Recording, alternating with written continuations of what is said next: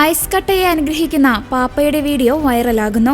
Francis പാപ്പയുടെ ചാക്രിക ലേഖനമായ ലൗദാത്തോസിയുടെ 10ാം വാർഷികാഘോഷവേളയിലാണ് ice കട്ടയെ Leo 14 പാപ്പ ആശീർവദിച്ചത്.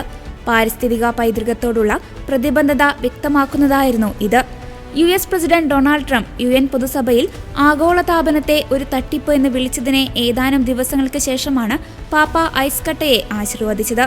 നേതാക്കൾ വൈകാതെ തന്നെ ഈ വിഷയത്തിൽ ധൈര്യത്തോടെ പ്രവർത്തിക്കുമെന്നാണ് പ്രതീക്ഷിക്കുന്നതെന്നും പാപ്പ ആശീർവാദത്തിന് ശേഷം പറഞ്ഞു.